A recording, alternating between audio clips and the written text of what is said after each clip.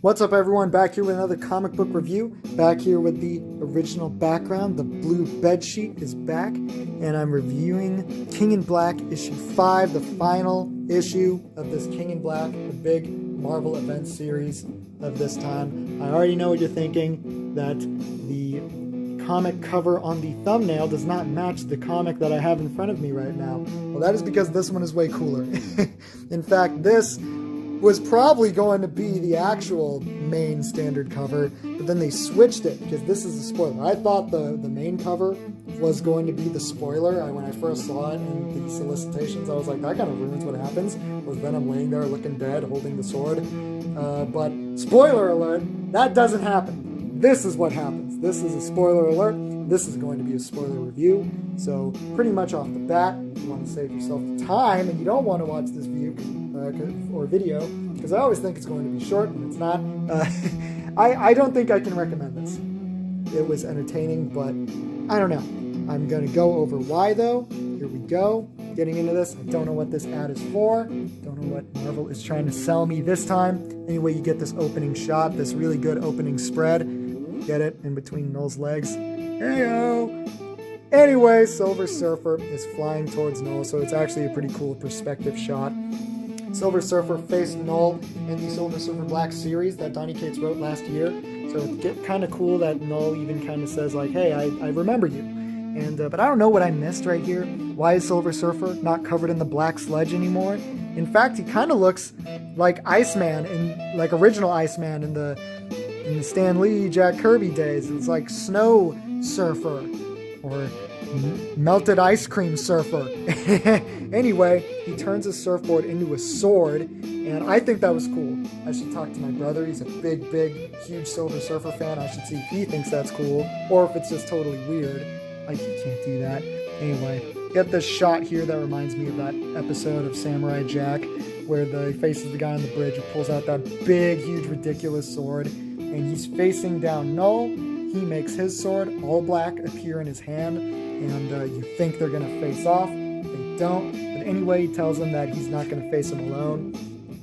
And behind Null, so you got the Surfer on one side, and then you have all the heroes of Earth on the other.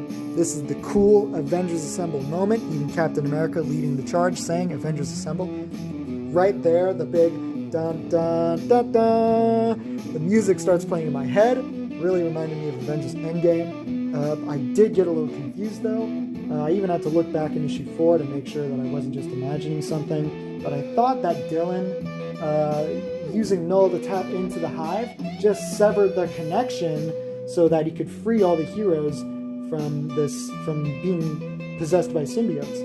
But the Earth is still covered in symbiote sludge. There's a dome over the Earth. Why are they running through the city now? What changed now to where the heroes can now charge at Null and not be attacked from all sides? Where are all the symbiotes? Where are the dragons? Why are they now able to fight them?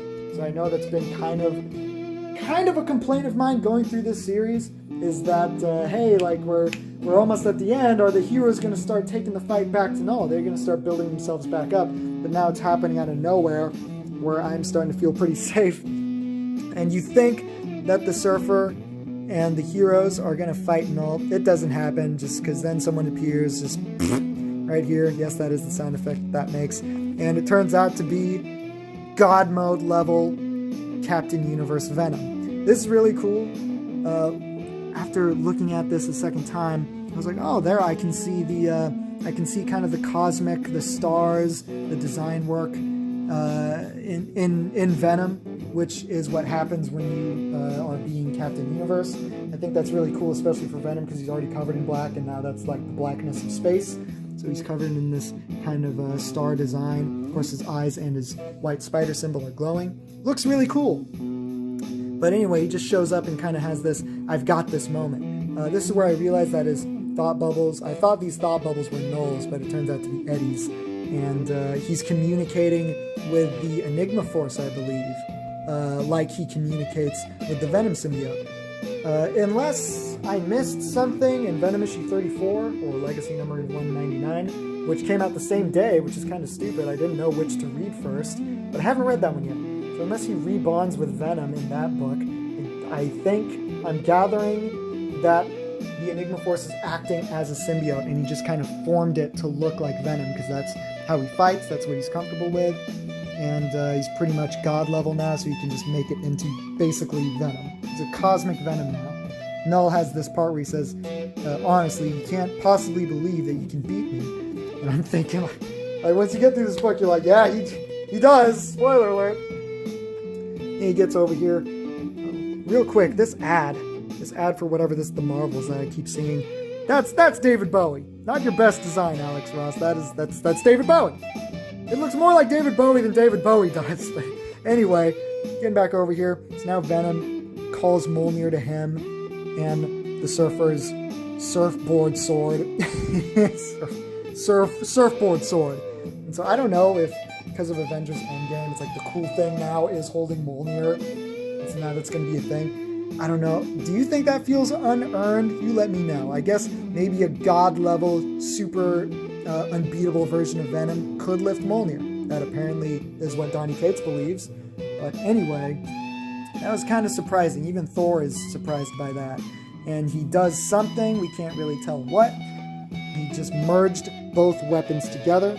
This is a really cool hero shot of Venom flying through the air. And look at how good of an artist Ryan Stegman is. Really great muscle work right here. Ryan Stegman is the winner in this book. And thanks to Ryan Stegman, we are all winners to enjoy his great art.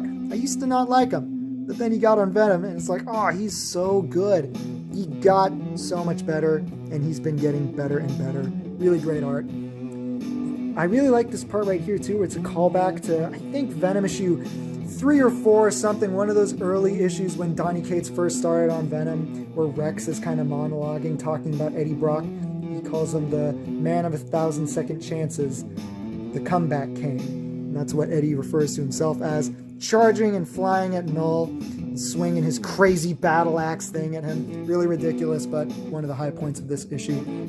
Then we get the recap. Really weird place to put the recap, considering it's immediately followed by Null flying away in fear, as you can see. This part drove me absolutely insane. You got Cyclops here. I'm just going to read you his dialogue. Was that Eddie Brock wielding a battle axe made out of the Surfer's board and Thor's hammer? Did he just fly, or am I... Then Rogue says, Psych, listen, something's coming. Captain America says, yeah, gear up, Cyclops. We weren't done yet. Now, I don't know if Donny Cates has never read an X-Men comic or a Cyclops comic in his life, but Cyclops doesn't talk like that. Donny Cates has this bad habit, or it was a bad habit at first, but now it's just a trope. It is a Donny Cates trope to have these ... dots. By the time I got halfway through King in Black, I just brushed past all the ... dots. Every time he puts that in there, I think he believes he's adding some serious dramatic effect, but really it's just annoying because it disrupts the flow of dialogue. So every time I see 3 periods in a row, I just brush on through it. Really annoying. Cyclops doesn't talk like that. Bothered me as a Cyclops fan, but I'm going to get back into Venom.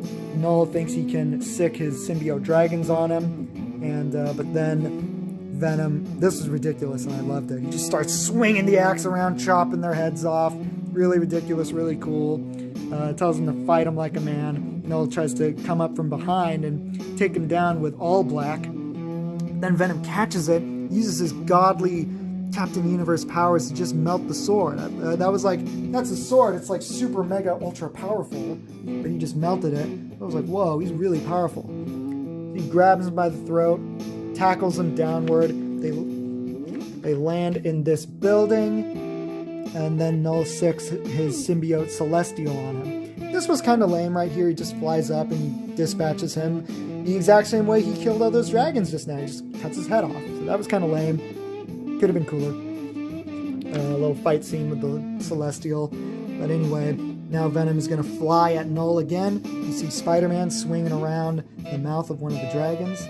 And get another callback that I really liked back in Absolute Carnage at the beginning when Eddie Brock was needing Spider-Man's help. Spider-Man said, I hate this symbiote stuff. Except he says it again here with a smile on his face because he's feeling like I'm feeling. Now we're getting to the fun, we're getting to the goods, and Eddie has this in the bag. Takes him to the top of this building here. This part I really liked. Brings up the axe and just slams it into Null's chest, right in the middle of his chest. And that reminded me of the Thor versus Thanos part in Avengers Infinity War. That part where he just chucks the axe right into his chest and he gets up to him and shoves it in deeper and causes him all this pain. And that was really cool. I don't know if that's what inspired Donny Cates to write this part, but that's what it made me think of. And then he just rips off the symbiote armor. I was confused once again. I wasn't under the impression that Null is wearing a symbiote. I thought that he's the god of the symbiotes. I didn't know that he was necessarily wearing one as armor. Then again, he did absorb the Venom symbiote into himself, I think, but really vague and unexplained. But he just rips off his armor and then drops him off the building. So he does the exact same thing to him that Null did to Eddie that killed him at the beginning of this story. So he lands on the ground without his armor to protect him.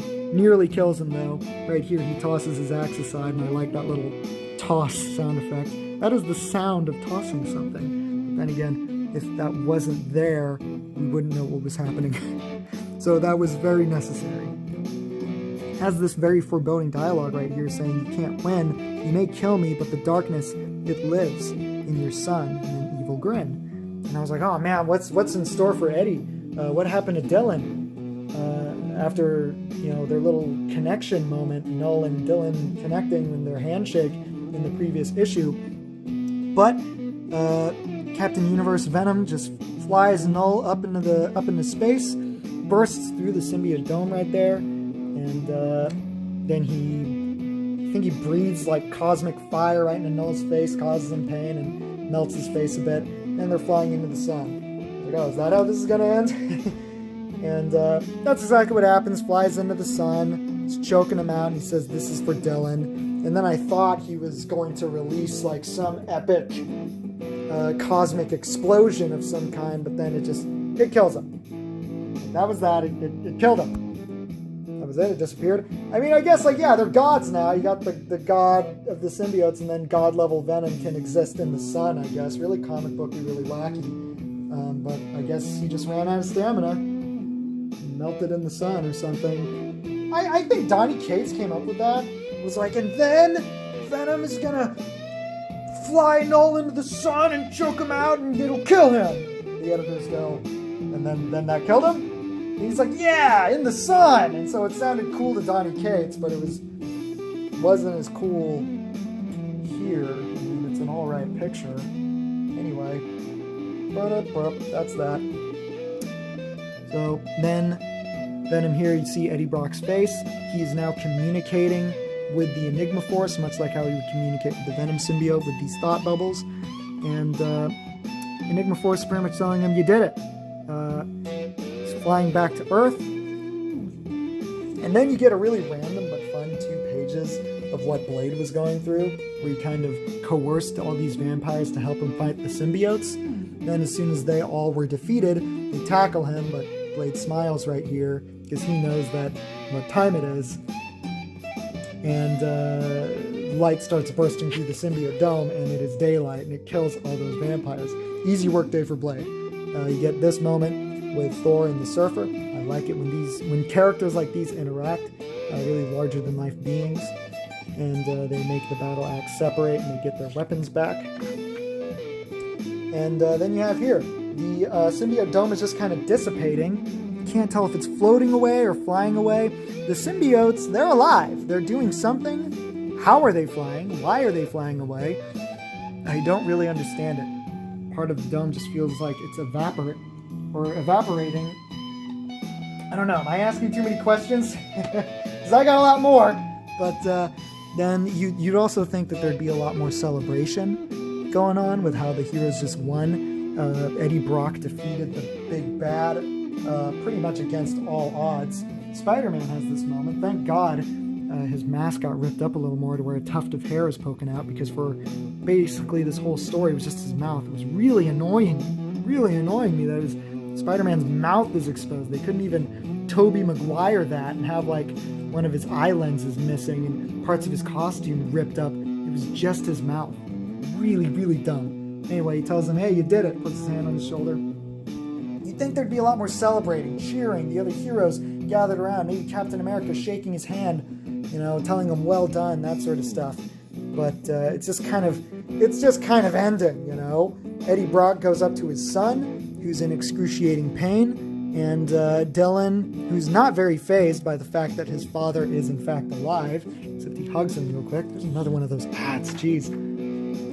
And then it puts an end already to that little threat that Null set up of saying that the darkness lives in Dylan. Eddie Brock just kind of puts his cosmic hand on him and takes out this symbiote infection, I guess.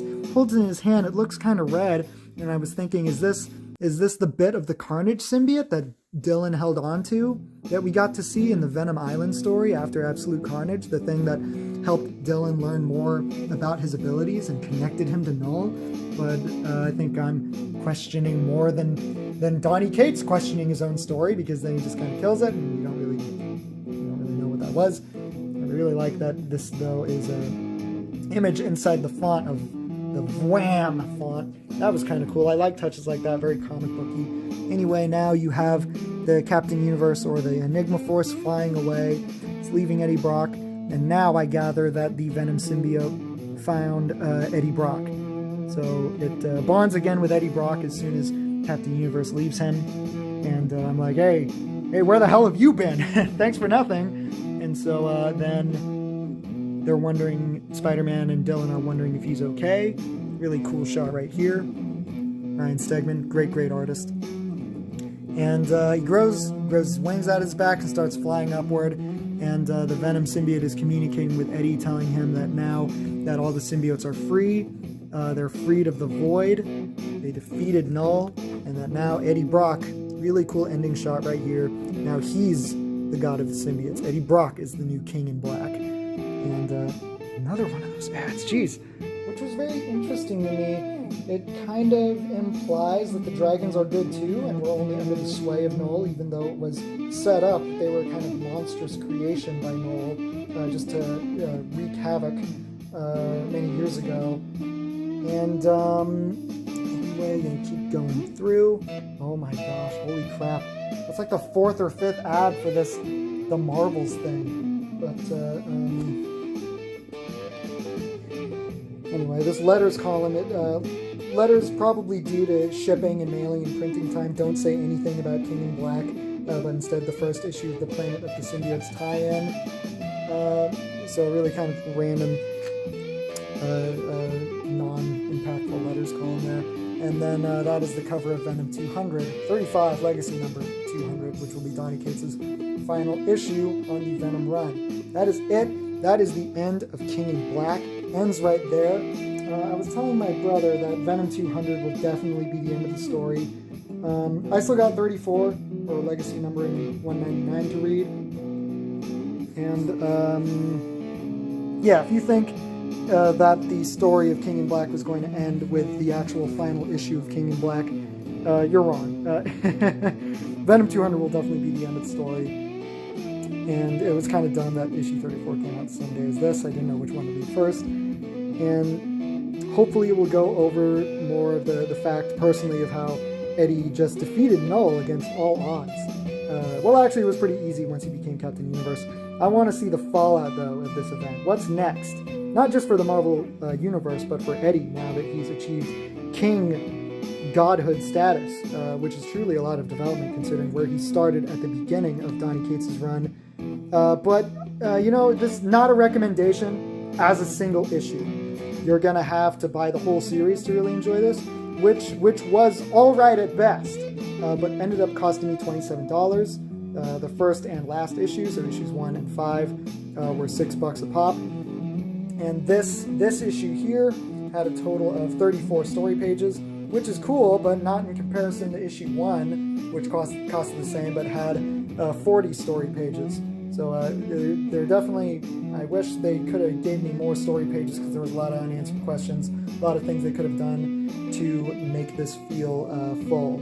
Ryan Stegman's art is definitely the best part. This book leaves you really wanting more in a way that's not good for an event book. It was alright at best, enjoyed it for the most part, but I'm ultra invested, and this event turned into a slog to go through. Donny has been building up to this for years now while simultaneously being bolstered by Marvel as their golden boy. And the stress of carrying all their sales, because whether you like him or not, his books do sell well, the stress got to him at the end. Kind of like the Gonzaga basketball team. And he just choked at the end. But anyway, this book just ended really abruptly, like a rushed finish. People will remember Donny's run for a long time, but unfortunately, I don't think they'll remember this story. It should have stayed in the Venom book as originally intended to be the next arc. It was a mistake turning it into a Marvel widespread crossover event, and thank God this book had absolutely no politics in it. There's a big plus there. That's kind of hard to come by these days. But let's see, what else? Another plus, the action was really good too. Even though I thought the Enigma Force would level the playing field, making it an even match between the two gods, basically, but it was really one-sided. Null got his ass handed to him after 4 issues of handing everyone else their asses, and I'm glad that Eddie Brock himself, though, felt like the star of this issue. Not necessarily the other issues, since he's been dead for half of it, but Eddie is the driving backbone of this run. The Eddie-Venom dynamic has been explored and in a lot of ways improved upon, but this issue was all Eddie Brock. I would have liked to see more Spider-Man, though, because you get down to the bare bones and Venom is still a Spider-Man character. Much like no matter how much they expand upon Harley Quinn over there at DC, she'll still be a Batman villain to me at her core. Sorry to compare an actual good character like Venom to Harley Quinn, but it's just another example. Spider-Man had a big part to play in Absolute Carnage, but in this, we just barely got to see him. And I still have more questions. What happened to Iron Man? Wasn't he inside one of the Celestials controlling it? What was the point of Doctor Strange going Super Saiyan last issue? What happened to the Submariner? He showed up and made himself seem like he was going to be all important in like issue 2, I think, and I never saw him again. And no, I'm not going to read the tie-ins. If it was set up in this main title, it should be resolved or at least mentioned again. And another thing, what happened to the Enigma Force? Now that its antithesis has been destroyed, is its purpose in life the opposite of Null's purpose? To go around the universe and spread light, where Null was trying to go around and create darkness? By the way, we're never going to look at Captain Universe the same now that Donny Cates has retconned his origin to fit this God of Light stuff. Another thing, is anyone going to mention Sentry? That was kind of a big deal in the first issue. Or maybe it wasn't, and Donny just needed more spaghetti to throw at the wall. And I also believe that Null who was incredibly powerful, but didn't do anything quite godly to me. I thought he was going to resurrect Carnage. I'm going to be honest there. That was a theory of mine. Carnage was going to come back for the upcoming Carnage event. The Extreme Carnage, I think is what it's called. You'd think Null would have the power, that kind of power over his fallen followers with some use or manipulation of their codex. I imagine Carnage showing up during all the madness, not knowing how he got there, with his last memory being right before he was stabbed by Eddie in Absolute Carnage, and then finally fulfilling his goal to come face to face with his so-called god. But him being the psycho he is would immediately turn on Null, weakening him somehow by destroying all the codexes he gathered for him to soften him up for Eddie, basically. So Carnage would have weirdly helped in bringing Null here and helped in his defeat. Not to be a hero, but because he is unpredictable and selfish and does whatever he feels like doing. Cletus's death was so hollow and quick, it didn't feel real in Absolute Carnage. But I guess the Extreme Carnage event will take place in the past, since he died and didn't come back to life. And let's see what else. Null could have resurrected Anne too, was a side theory of mine. He would have that ability. Maybe to really rock Eddie's world, or to further tempt Dylan with power and omnipotence. Given Eddie, let's just give Eddie a win. Bring back Anne. I think Venom fans would like Anne back. Eddie hasn't had a love interest this whole series, and the added incentive that she is Dylan's mom, and they could have a family dynamic, plus it'd be a really cool twist. Basically, King in Black is over. I'm glad it's over. It was good and entertaining, but at the same time, it was crap. Anyway, that's all I've got for you today. Thanks for watching. Please like this video, comment if I said something wrong, or if you have thoughts about it. Go buy some comics at your local comic shop if there's one near you. Basically, don't read manga. Go out and buy comics. Thanks for watching this video. Bye.